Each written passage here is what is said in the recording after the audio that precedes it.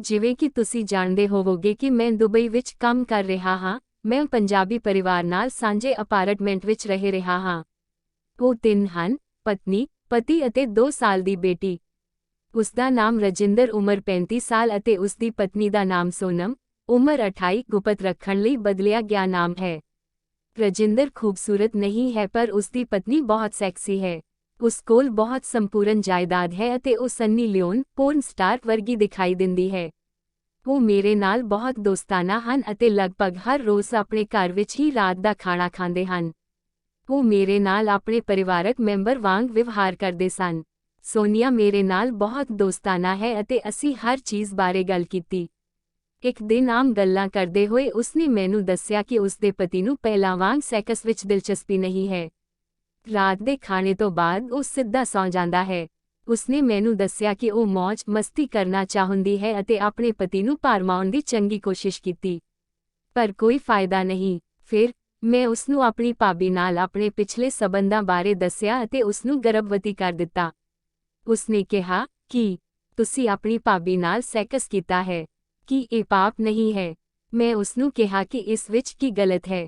ਜੇਕਰ ਤੁਹਾਨੂੰ ਉਹ ਨਹੀਂ ਮਿਲਿਆ ਜੋ ਤੁਹਾਨੂੰ ਕਿਸੇ ਤੋਂ ਚਾਹੀਦਾ ਹੈ, ਤਾਂ ਤੁਸੀਂ ਇਸ ਨੂੰ ਕਿਸੇ ਹੋਰ ਥਾਂ ਤੋਂ ਪ੍ਰਾਪਤ ਕਰ ਸਕਦੇ ਹੋ। ਅਤੇ ਇਸ ਤੋਂ ਇਲਾਵਾ ਸੈਕਸ ਵੀ ਜ਼ਿੰਦਗੀ ਦਾ ਇੱਕ ਮਹੱਤਵਪੂਰਨ ਹਿੱਸਾ ਹੈ ਅਤੇ ਹਰ ਕਿਸੇ ਨੂੰ ਇਸ ਦਾ ਵੱਧ ਤੋਂ ਵੱਧ ਆਨੰਦ ਲੈਣਾ ਚਾਹੀਦਾ ਹੈ। ਉਹ ਇਸ ਨਾਲ ਸਹਿਮਤ ਹੈ ਅਤੇ ਉਸ ਦਿਨ ਕੁਝ ਨਹੀਂ ਹੋਇਆ, ਪਰ ਉਸ ਦਿਨ ਤੋਂ ਬਾਅਦ ਉਸ ਦਾ ਰਵੱਈਆ ਹੌਲੀ-ਹੌਲੀ ਬਦਲ ਰਿਹਾ ਹੈ। ਉਸਨੇ ਤੰਗ ਪਹਿਰਾਵਾ ਪਹਿਨਿਆ ਹੋਇਆ ਹੈ ਜੋ ਉਸਦੀ ਜਾਇਦਾਦ ਨੂੰ ਚੰਗੀ ਤਰ੍ਹਾਂ ਦਿਖਾ ਸਕਦਾ ਹੈ ਅਤੇ ਉਸਨੇ ਜਾਣਬੁੱਝ ਕੇ ਮੇਰੇ ਸਾਹਮਣੇ ਆਪਣੀ ਕਲੀਵੇਜ ਦਾ ਖੁਲਾਸਾ ਕੀਤਾ ਹੈ। ਕਦੇ-ਕਦੇ ਉਹ ਮੇਰੇ ਵੱਲ ਆਪਣੇ ਛਾਤੀਆਂ ਨੂੰ ਛੂਹਣ ਦੀ ਕੋਸ਼ਿਸ਼ ਕਰਦੀ ਹੈ ਅਤੇ ਮੈਂ ਇਸ ਬਾਰੇ ਜਾਣਦਾ ਸੀ ਪਰ ਚੁੱਪ ਰਹਿੰਦਾ ਸੀ।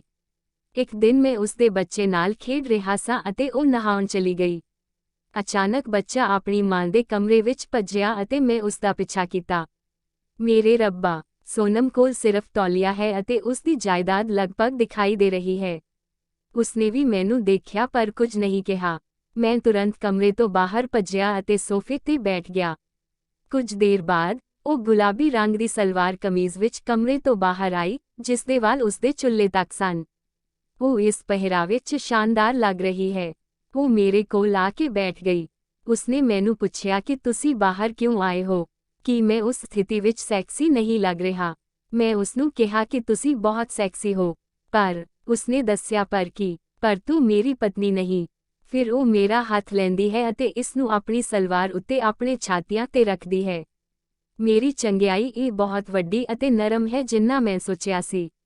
ਮੈਂ ਉਸ ਤੋਂ ਸੰਕੇਤ ਪ੍ਰਾਪਤ ਕੀਤਾ ਅਤੇ ਆਪਣਾ ਸਾਹਸ ਸ਼ੁਰੂ ਕੀਤਾ। ਮੈਂ ਪਹਿਰਾਵੇ ਦੇ ਉੱਪਰ ਉਸਦੇ ਛਾਤੀਆਂ ਨੂੰ ਬਹੁਤ ਜ਼ੋਰ ਨਾਲ ਦਬਾਇਆ। 1 ਮਿੰਟ ਵਿੱਚ ਮੈਂ ਉਸਦੀ ਡਰੈਸ ਉਤਾਰ ਦਿੱਤੀ। ਉਸਨੇ ਪਿੰਕ ਕਲਰ ਦੀ ਬਰਾ ਅਤੇ ਮੈਚਿੰਗ ਪੈਂਟੀ ਪਾਈ ਸੀ। ਮੈਂ ਉਸਦੀ ਬਰਾ ਦਾ ਆਕਾਰ 38 ਦੇਖਿਆ।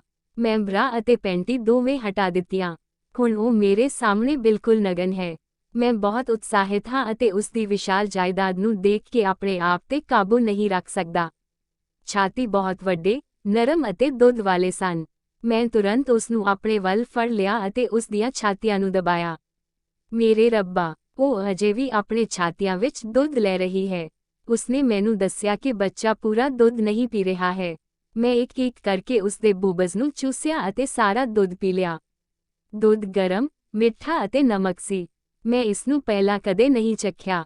ਜਦੋਂ ਮੈਂ ਉਸਦੇ ਛਾਤੀਆਂ ਨੂੰ ਚੂਸ ਰਿਹਾ ਹਾਂ, ਉਹ ਚੀਖ ਰਹੀ ਹੈ, "ਓ ਮਮਾ!" ਉਹ ਬਹੁਤ ਜ਼ਿਆਦਾ ਸਾਹ ਲੈ ਰਹੀ ਹੈ ਅਤੇ ਸਾਰੇ ਸਰੀਰ ਤੇ ਪਸੀਨਾ ਆ ਰਿਹਾ ਸੀ।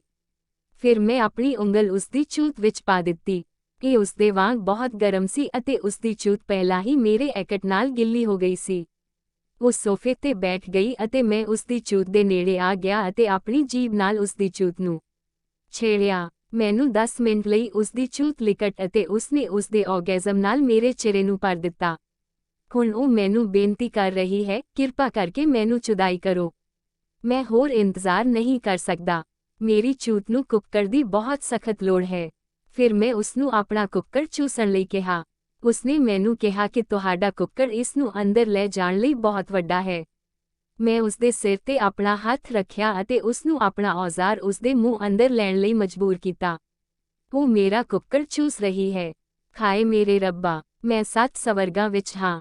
ਮੈਨੂੰ ਉਸਦੇ ਮੂੰਹ ਵਿੱਚ ਕਮੜ ਅਤੇ ਉਸਨੇ ਇਸ ਨੂੰ ਨਿਗਲ ਲਿਆ। ਫਿਰ ਮੈਂ ਉਸਨੂੰ ਸੋਫੇ ਤੇ ਬਿਠਾਇਆ ਅਤੇ ਆਪਣੀ ਡਰੈਸ ਵੀ ਉਤਾਰ ਦਿੱਤੀ। ਉਸਨੇ ਆਪਣੀਆਂ ਲੱਤਾਂ ਚੌੜੀਆਂ ਕਰਕੇ ਮੇਰੇ ਕੁੱਕੜ ਦਾ ਸਵਾਗਤ ਕੀਤਾ। ਮੈਨੂੰ ਉਸਦੀ ਚੂਤ ਦੇ ਮੇਰੇ ਕੁੱਕੜ ਪ੍ਰਵੇਸ਼ ਦੁਆਰ ਪਾ ਦਿੱਤਾ ਹੈ ਅਤੇ ਇਸਨੂੰ ਉਸਦੀ ਚੂਤ ਵਿੱਚ ਸਖਤ ਧੱਕਾ। ਇੱਕ ਧੱਕਾ ਵਿੱਚ ਇਹ ਪੂਰੀ ਤਰ੍ਹਾਂ ਅੰਦਰ ਚਲਾ ਗਿਆ।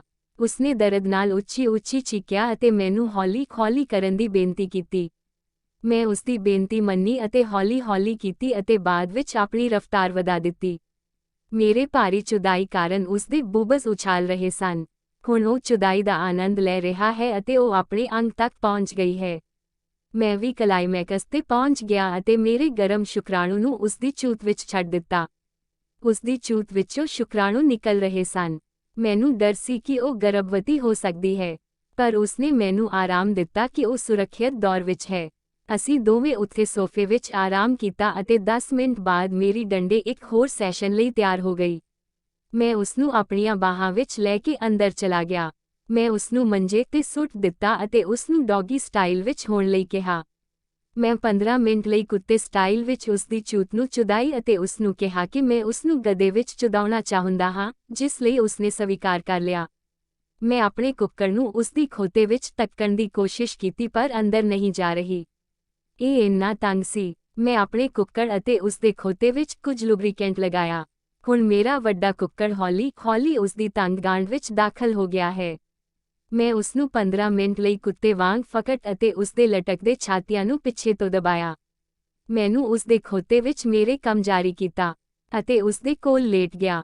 ਉਹ ਵੀ ਥੱਕ ਗਈ ਸੀ ਅਤੇ ਮੇਰੇ ਨਾਲ ਸੌਂ ਗਈ ਸੀ। ਜਦੋਂ ਮੈਂ ਜਾਗਿਆ ਤਾਂ ਉਹ ਮੰਜੇ ਤੇ ਨਹੀਂ ਸੀ। ਮੈਂ ਬਾਹਰ ਗਿਆ ਅਤੇ ਉਸਨੂੰ ਰਸੋਈ ਵਿੱਚ ਪਾਇਆ। ਉਹ ਨਾਈਟ ਵਿੱਚ ਹੈ। ਮੈਂ ਉਸਦੇ ਪਿੱਛੇ ਚਲਾ ਗਿਆ ਅਤੇ ਉਸਦੇ ਬੂਬਜ਼ ਨੂੰ ਦਬਾਇਆ। ਉਸਨੇ ਅੰਦਰ ਕੁਝ ਨਹੀਂ ਪਾਇਆ ਸੀ। ਮੇਰਾ ਕੁੱਕੜ ਉਸਦੇ ਖੋਤੇ ਨੂੰ ਰਗੜ ਰਿਹਾ ਹੈ। ਦੁਬਾਰਾ ਮੇਰਾ ਕੁੱਕੜ ਸਾਹਸ ਲਈ ਤਿਆਰ ਹੈ। ਮੈਨੂੰ ਉਸਦੇ ਨਾਈਟੀ ਨੂੰ ਹਟਾਉਣ ਅਤੇ ਉਸਨੂੰ ਡਾਈਨਿੰਗ ਟੇਬਲ ਤੇ ਰੱਖਿਆ ਅਤੇ 30 ਮਿੰਟ ਲਈ ਉਸਦੀ ਚੂਤ ਫਕਟ। ਉਹ ਮੇਰੀ ਤਾਕਤ ਲਈ ਹੈਰਾਨ ਸੀ। ਹੁਣ ਉਹ ਬਹੁਤ ਥੱਕੀ ਹੋਈ ਲੱਗ ਰਹੀ ਸੀ ਅਤੇ ਉਸਦਾ ਸਰੀਰ ਪਸੀਨੇ ਨਾਲ ਭਰਿਆ ਹੋਇਆ ਸੀ। ਉਹ ਇਸ਼ਨਾਨ ਕਰਨਾ ਚਾਹੁੰਦੀ ਹੈ। ਮੈਂ ਉਸਨੂੰ ਕਿਹਾ ਕਿ ਅਸੀਂ ਇਕੱਠੇ ਇਸ਼ਨਾਨ ਕਰਾਂਗੇ। ਮੈਂ ਉਸਨੂੰ ਆਪਣੀਆਂ ਬਾਹਾਂ ਵਿੱਚ ਚੁੱਕ ਲਿਆ ਅਤੇ ਉਸਨੂੰ ਬਾਥਰੂਮ ਵਿੱਚ ਲੈ ਗਿਆ। ਮੈਂ ਸ਼ਾਵਰ ਸ਼ੁਰੂ ਕਰ ਦਿੱਤਾ ਅਤੇ ਉਸਦੇ ਸਾਰੇ ਸਰੀਰ ਉੱਤੇ ਸਾਬਣ ਲਗਾਇਆ, ਬੂਬਸ ਅਤੇ ਚੂਤ ਆਦਿ ਉੱਤੇ ਅਤੇ ਉਸਨੇ ਮੇਰੇ ਨਾਲ ਵੀ ਅਜਿਹਾ ਹੀ ਕੀਤਾ। ਮੈਨੂੰ ਕੰਧ ਤੇ ਉਸਨੂੰ ਰੱਖਿਆ ਅਤੇ ਉੱਥੇ ਵੀ ਫਕਟ। ਫਿਰ ਮੈਂ ਉਸਨੂੰ ਬਾਥ ਟਬ ਵਿੱਚ ਲੈ ਗਿਆ ਅਤੇ ਉੱਥੇ ਵੀ ਸੈਕਸ ਕੀਤਾ। ਹੁਣ ਸ਼ਾਮ 6 ਵਜੇ ਦਾ ਸਮਾਂ ਹੈ ਅਤੇ ਉਸਦਾ ਪਤੀ ਆਉਣ ਦਾ ਸਮਾਂ ਹੈ। ਇਸ ਲਈ ਅਸੀਂ ਦੋਵਾਂ ਨੇ ਆਪਣੇ ਆਪ ਨੂੰ ਕੱਪੜੇ ਪਹਿਨੇ ਅਤੇ ਹਾਲ ਵਿੱਚ ਬੈਠ ਗਏ। ਲੱਗਦਾ ਹੈ ਕਿ ਕੁਝ ਨਹੀਂ ਹੋਇਆ। ਉਸਦੇ ਪਤੀ ਨੇ ਆ ਕੇ ਸਾਡਾ ਸਵਾਗਤ ਕੀਤਾ।